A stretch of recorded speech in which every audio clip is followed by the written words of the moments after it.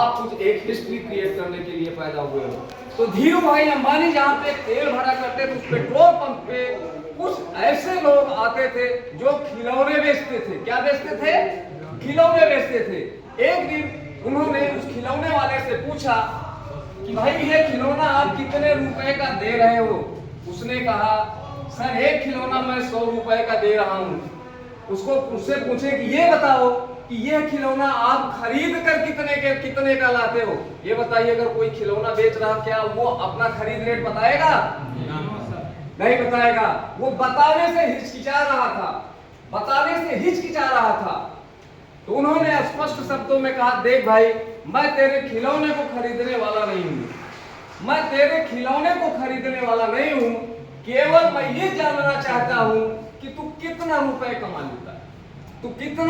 कमा लेता है। सुबह से शाम तक तू खिलौने को बेचता है, कितने खिलौने बेचता है और कहां से लेके आता है, कितने रुपए का पाता है और कितने, ये जो बेच रहा 100 रुपए का, कितने की इनकम हो जाती है। उसने कहा साहब दिन भर में कम से कम 10 खिलौने मेरे बिक जाते हैं और जो मैं खरीद कर लाता हूं वो खिलौने मैं खरीद कर लाता हूं 70 रुपए। कितने का?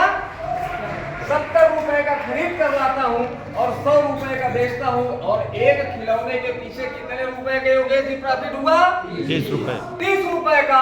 अगर 10 खिलौने उन्होंने बेचा तो कितने का प्रॉफिट हो गया? 300 का। 300 रुपए उनकी, चाहे आप दिहाड़ी समझ लीजिए, चाहे उनके वर्ग की कमाई समझ लीजिए। उन्होंने कहा थैंक यू वेरी मच, बहुत अच्छी बात है। शाम को 5 बजते हैं, उनका शिफ्ट खत्म होता है, धीरू भाई अंबानी का शिफ्ट खत्म होता है और वहां से वो निकलते हैं, उस दुकान पे जाते हैं। कहां? जहां से वो खिलौने लेकर के इस दुकान पे जाते हैं और उससे पूछते हैं कि ये सारे जो खिलौने आप दे रहे हो कितने का दे रहे हो? उन्होंने कहा साहब 70 रुपए का एक खिलौना। क्योंकि अधिकतर लोग उसके यहाँ जाते थे, 10 खिलौने खरीदते थे और सभी ला करके अपना सेल करते थे, फिर जाते थे। यही सिलसिला उसके यहाँ चलता था। अब धीरू भाई अंबानी का जो माइंड सेट था वो एक बिजनेसमैन का था। अब वहां पे उन्होंने क्या किया? एक बिजनेस माइंड सेट कर दिया इस दुकान से। उन्होंने कहा मैं आपसे 10 खिलौने नहीं लेने वाला हूं, मैं आपसे 100 खिलौने लेने वाला हूं। अब आप बताओ कितने का आप देंगे? अब आप बताओ कितने का दोगे? तो दोस्तों वहां पे डील होती है 50 रुपए खिलौने। कितना? 50 रुपए खिलौने। अगर ये 100 खिलौने खरीदते हैं तो एक खिलौने के पीछे इनको कितना बचेगा? अगर इनका खिलौना 100 रुपए का बिकेगा तो 50 रुपए सीधे बचेगा ना। लेकिन क्या एक व्यक्ति दिन भर में 100 खिलौने बेच पाएगा? क्या बेच पाएगा? नहीं बेच पाएगा। अब देखिए यहीं पर बिजनेस का काम, बिजनेस कैसे होता है और बिजनेस कहते किसको। यहीं पर धीरू भाई अंबानी आते हैं और उस दुकानदार से डील पक्की हो जाती है और दुकानदार से बोलते हैं कल सुबह मैं आपके यहाँ आऊंगा और 100 खिलौने लूंगा और 100 खिलौने का पैसा मैं आपको दूंगा, लेकिन जो मैं आपको पैसा दूंगा ना वो 70 रुपए के हिसाब से। कितना? 70 रुपए के हिसाब से दूंगा। उसके बाद जो पैसा मेरा बचता है मैं आकर के ले लूंगा। वो जाते हैं वापस अपने पेट्रोल पंप पे। 10 लोग पेट्रोल के वर्कर होते हैं, उनकी एक मीटिंग करते हैं, उनको बताते हैं भाई देख, जो भी हमें आपको इस पेट्रोल पंप से इनकम मिल रही, शायद ये हमारी जिम्मेदारी जरूरतें भी नहीं पूरी हो रही है। जो समय मेरे पास घंटे 2 घंटे का बच रहा है, इस घंटे 2 घंटे को अगर हम चाहें तो यहाँ से कुछ पैसे और बना सकते हैं। उन्होंने कहा कैसे? उन्होंने पूरा वाक्य बताया कि देखिए जैसे ये खिलौने वाला आकर के हमारे पेट्रोल पंप पे खिलौना बेच रहा है, उसी तरह से अगर हम चाहें तो यहाँ पे हम खिलौने को बेच सकते हैं और चौक में खिलौने को बेच सकते हैं। अगर हम 2-2.5 घंटा काम कर लिए तो हमको 200 और 300 रुपए का और प्रॉफिट हो जाएगा। धीरू भाई अंबानी की बात उनको अच्छी लगती है। वो 10 लोगों को लिवा करके गए, 10 लोगों को लिवा करके गए और सभी को 10-10 खिलौने दिलवा दिए। कितने रुपए के हिसाब से? 70 रुपए के हिसाब से। और वहीं पर अगर देखा जाए तो 10 लोग काम चालू कर दिए, 10 लोग काम चालू कर दिए। अब होता क्या है कि धीरू भाई अंबानी उस दुकान पे जाते हैं और जो 100 खिलौने बचे थे, एक खिलौने का 20 रुपए बचा हुआ था, तो अगर उनकी कमाई कितनी हो गई दोस्तों? कितनी? 2000 रुपए कमाई धीरू भाई अंबानी की यहाँ पर हो गई। लेकिन वहीं अगर ये 10 लोगों की बात करें तो ये 10 लोग कितना कमा रहे हैं? 300, इससे ज्यादा तो नहीं। लेकिन वहीं पर सिलसिला रुकता नहीं है, वहीं पर सिलसिला रुकता नहीं है। अब धीरू भाई ने एक बार काम किया और 2000 रुपए का पर डे की इनकम होने लगी। एक बार काम किया और 2000 रुपए की पर डे की इनकम होने लगी।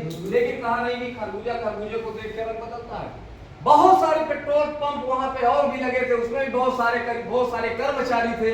उन्होंने देखा यार ये लोग तो ओवर टाइम भी काम करते, बड़ा अच्छा काम ढूंढे हैं। और वहीं पर वो लोग आते हैं, धीरू भाई से संपर्क करते हैं और धीरू भाई अंबानी भी उनको एक सेटअप बताते हैं और ले जा करके दुकानदार से संपर्क करते हैं। एक पेट्रोल पंप से 2000 आने लगा, दूसरे पेट्रोल पंप से 2000 आने लगा। ऐसे धीरे धीरे करते 10 पेट्रोल पंप से 10 गुणे 2000 कितना इनकम हो गया? 20 दोस्तों ये है mind set. Same to same ये डायरेक्ट सेलिंग भी यही चीज है। केवल हम ये दुकान जो है हमारी, एक कंपनी जो है ये मेरी दुकान है। आज इस सेटअप में तो काम करने वाला व्यक्ति बिजनेस को क्रिएट नहीं कर सकता। लेकिन आज अगर धीरू भाई अंबानी ये मोदी का मन की बात अगर आप लोग सुने हो तो उन्होंने स्पष्ट कहा है कि आप इंडिया में कुछ ऐसा काम करिए कि बिजनेस क्रिएटर व्यक्ति बन सको। ऐसा नो आज वही माई रिचार्ज अवेदा प्राइवेट लिमिटेड है। दोस्तों ये नेटवर्क होता क्या चीज है, डायरेक्ट सेलिंग होता क्या चीज, शायद आप सभी लोगों के समझ में आया है। लेकिन मैं इस व्यवसाय को क्यों कह रहा हूँ? पैसा तो दुनिया कमाता है। मैं भी इलेक्ट्रॉनिक्स के व्यवसाय में था और आज यहाँ पे बैठे बहुत सारे लोग जान रहे थे अच्छी खासी दुकान थी और बहुत अच्छा व्यवसाय है। लेकिन जब मैं इस व्यवसाय को ज्वाइन किया तो मुझे केवल एक बात बताई गई थी, मैं इस व्यवसाय में काम नहीं कर रहा था, बहुत दिनों तक मैंने काम नहीं किया। लेकिन जो मुझको इस व्यवसाय में लाया था, जो शख्स मुझे इस व्यवसाय में लाया था, उसने कहा कि इतना बढ़िया आपका बेशक राकेश व्यवसाय तो चल रहा है, लेकिन कल को आपको इस दुनिया में, जिस दुनिया से जाना पड़े, आपको कुछ हो जाए, क्या इस व्यवसाय का पैसा आपके घर में जाएगा? मैंने कहा नहीं जाएगा। कहेंगे काश अगर यहाँ पे 4 साल से 5 साल आप इस व्यवसाय को दे देते हो, 4 से 5 साल इस व्यवसाय को दे देते हो और ऐसे हजारों 2000, 4000, 5000 बच्चे आपके ऑल इंडिया में फैल जाते हैं।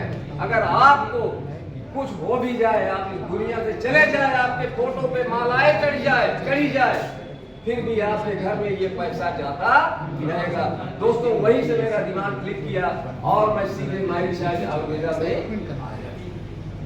दोस्तों आज इस व्यवसाय में खोने के लिए कुछ भी नहीं है, खोने के लिए कुछ भी नहीं है, पाने के लिए यहाँ बहुत कुछ है।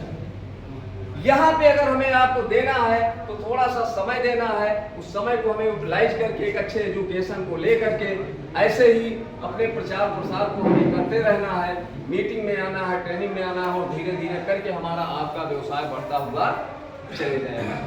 तो बहुत बहुत धन्यवाद आप सभी का। आप